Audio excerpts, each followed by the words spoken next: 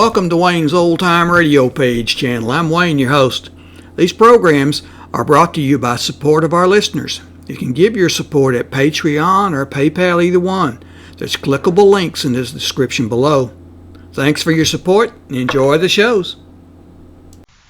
From Hollywood, it's time now for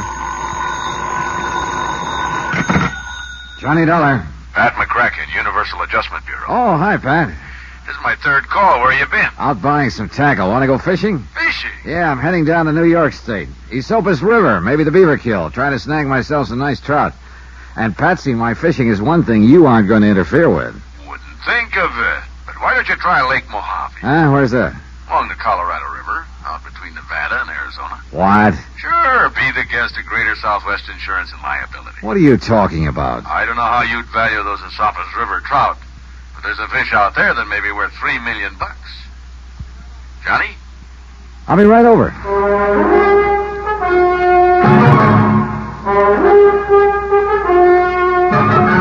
Tonight and every weekday night, Bob Bailey in the transcribed adventures of the man with the action-packed expense account, America's fabulous freelance insurance investigator. Yours truly, Johnny Dollar.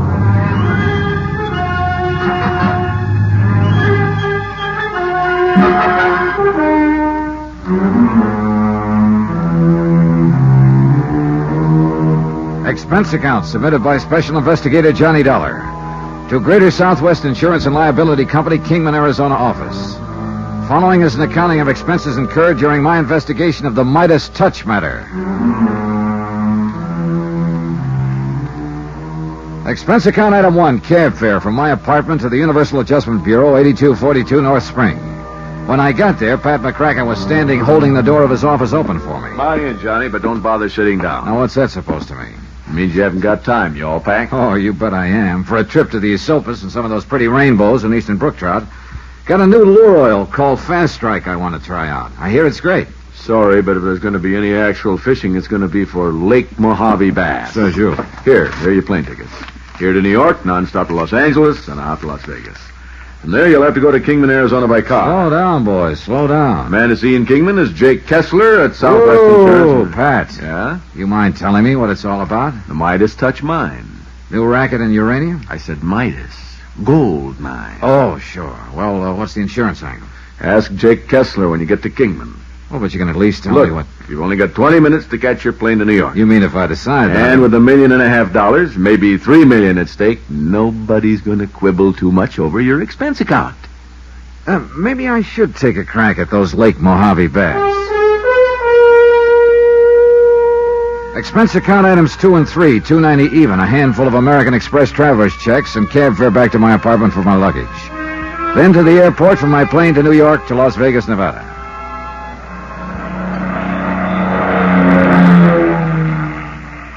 It was 11:30 p.m. when the big plane slowly glided down out of the clear starlit sky.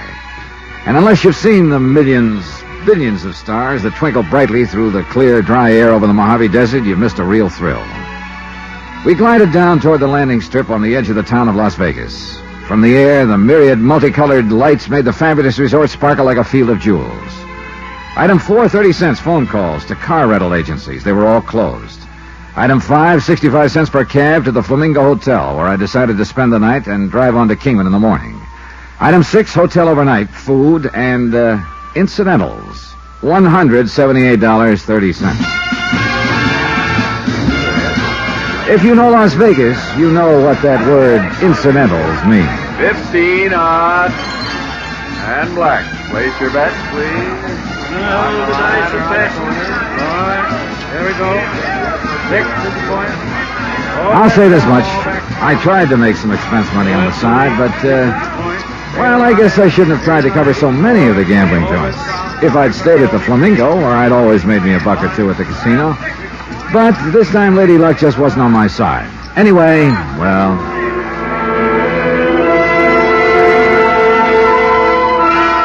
Item 7, $50. Deposit on a rental car the next morning. I headed south and east toward Kingman, Arizona. First stop, Hoover Dam, where that tremendous hunk of steel and masonry straddles the Nevada-Arizona state line. And I took a brief but longing look at what I could see of giant Lake Mead.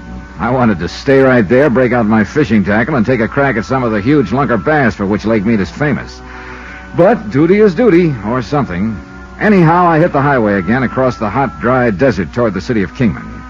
At this time of year, at this time of morning, the thermometer hits the 100 mark without any trouble at all. And the occasional swimming pools and motels outside Kingman look pretty inviting. But I drove straight to Jake Kestler's insurance office on East Palm Drive. Oh, hi. You must be Dollar. It's a good name. Come on in. Jake was tall, angular, well-tanned, and dressed in blue jeans, open denim shirt, high-heeled boots, and broad-brimmed hat. He looked as though he'd be more at home on a range pony than in this insurance office. All right, Dollar, let me tell you what this is all about. Okay, thanks, Mr. Kessler. Jake, you want the folks around town to think I'm putting on airs? Okay, Jake. By the way, Johnny, I hope you didn't make any arrangements to stay right here in Kingman, did you? No, my bags are still out in the car. Good. I got a place waiting for you down at Catherine Landing. Where's that? Lake Mohave Resort's what they call it now. It's nice cabins, good restaurant, nice people, right down at the edge of the lake. Too bad you aren't a fisherman. Well, I just happened to have brought along a couple of rods and reels. Good boy. Then you'll love it. Buster Favor down there will show you spots where you can haul in the prettiest mess of largemouth bass you ever saw. 5, 6 pounds, maybe more. Oh, stop making my mouth water, Jake. I'm supposed to be here working on a case. Well, every man's entitled to a little time off for fishing. And you look like you could stand some. Brother, you are killing me. Listen, Pat McCracken at Universal Adjustment Bureau said something about a gold mine. Yeah, I contacted Pat because I knew he'd know where to find you. It's the Midas touch mine, Johnny. And it's right down that neighborhood where you'll be staying. Well? The mine was abandoned back in the early 30s. Worked out, apparently. But about a year ago, Hard Luck Dennis took another look at it. Who's he? Dennis? Yeah. Prospector, promoter. Here and there, Arizona, Nevada, California, he's found himself an old mine, pecked away at it, and managed to scratch out a fair living for himself. You said promoter. Yeah, well, that was in Texas, mostly. Never was able to get the full story, but it appears he got some folks to invest in some kind of phony oil stock down there a couple of years ago and had to skip out. Couldn't have been too serious, though, because the law never bothered chasing him up here. Or else he was able to make things look legal enough. Could be. Anyhow, he's been back in this country for a while now, poking around the hills, looking for the big strike again. You know how prospectors are. Yeah, I've heard. Finally, a while back, he started prowling around the old Midas touch. First thing you know, he got a lease on it. Well, I still don't see the insurance connection. You will. And you won't like it. Okay, go on. Well, next thing we knew, he'd got a report on some ore samples he'd brought into town here at the assay office. Johnny, well, you wouldn't believe it. Good, huh? Johnny, it looked like a prospector's dream come true. Ore worth about $1,100 a ton. All right, now, it takes money to work a mine like that, no matter how you figure it. First of all, he had a big pumping job to do. Pumping? Out there in the middle of the desert? That's right. You see, when there was just the Colorado River running down the valley, it was different. But since Davis Dam was put in to form Lake Mohave about 10 years ago, the level of the water table in that whole area has raised considerably. Oh, I see. The Midas touch was in a low spot, and parts of it were dug pretty deep. So now, with seepage from the lake feeding it, the lower level filled up with water. Yeah. Well, now, Jake... Simmer down, Johnny. I'm getting to it. Hard Luck Dennis needed money. A lot of money. So, who should he come to but the Haskell brothers, 3 of my best clients. So what happened? I hate to keep chewing your ear off this way, but I've got to give you some background. Shoot. Ernie, Kevin, and George Haskell are money men from back east. What do you mean, money men? Oh, brokers. You know, stock market. Oh. They made themselves a big pile of dough, got the usual ulcers doing it, and then decided to give up and get as far away from New York as possible. I don't blame them, but about But this... when they got out here, instead of just retiring and taking it easy, you know, much as you might like it at first, you can get pretty bored just riding around on horseback and hunting and fishing all the time. Get tired of fishing? Huh? Nothing. Go on. Yeah, well, after a few months, they decided they'd have to have something to do with themselves, or at least something to occupy their minds, so they bought up the old Too Lazy 2 ranch. Cattle? 80,000 acres north of Easton here. Not very good grazing land, but enough to keep 200-300 head of beef alive, and with Alex Bundy as their foreman, they did all right. Well, now let's get down to... Gentlemen ranchers, they called themselves, and that's just about what it amounted to. They built a nice house on the property, settled in it, and, well, not much work, but just enough worry and responsibility so that time didn't hang too heavy on their hands. Now, all their insurance is with my company, the Straight Life, that is. $500,000 apiece. And you're afraid something's Yes, going to... sir, $500,000 each and double indemnity. Wow. $1 million apiece in case of death by accident. Right. Accident. So, let's get back to Hard Luck Dennis. Well, that part's easy, isn't it? Is it? Sure. Dennis needs money to open his mine. The Haskell boys are obviously loaded. Right. First off, even before he got his lease, he tried to sweet-talk him into putting up some money, but after years of fooling around with those bulls and bears in Wall Street, they were too smart for that. So we took him down in the mine, let him chip off some samples of ore, and had him take it themselves down to the assay office. And was that the ore that you said tested so high? Yes, sir. And from the minute they saw the report on it, you couldn't have held him back with a 20-mule team. How much did they go in for?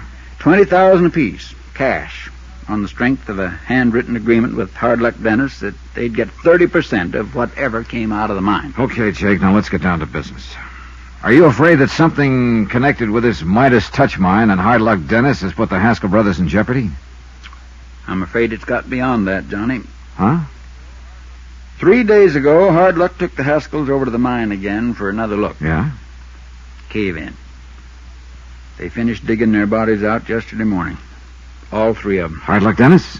He wasn't caught in that cave in. Where is he? Who knows? Then for you, it's a question of a $3 million payoff on the policies or $1.5 million. Yep, Johnny. A question of accident or murder. Then for me, it's a matter of finding a killer. Yeah. Named Hard Luck Dennis. And when you do, look out for him. Yeah. Tell me, Jake, does anybody know I've come here to look into this? Oh, the whole town, I'm afraid. Maybe I should have kept it quiet. Well, sometimes it is better if... Where are the policies? Here, I'll get them for you. They're right in this little side office. Who are the beneficiaries? There's only one. The girl that is, or that was, married to Kevin Haskell. The other two are bachelors. She lives at the ranch. She filed a claim yet? No. Has, Well, can you make the coroner's reports available to me? Anytime you want. As soon as we get through here. I'll take it for you. Johnny Dollar. I mean, this is the office of... You're the one I want to talk to. Huh? I want to talk to you. I want you to meet me alone. Oh? Who are you? Tell you where and when in a second. And don't come carrying a gun. Because, mister, I can outdraw you 2-1. Who is this? They call me Hard Luck Dennis.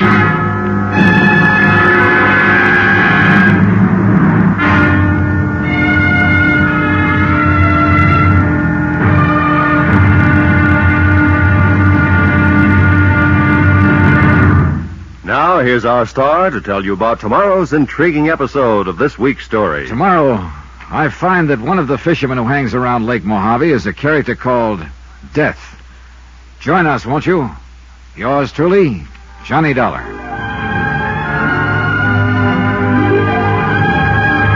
Yours truly, Johnny Dollar, starring Bob Bailey, is transcribed in Hollywood. It is produced and directed by Jack Johnstone, who also wrote this week's story. Be sure to join us tomorrow night, same time and station, for the next exciting episode of Yours truly, Johnny Dollar. Roy Rowan speaking.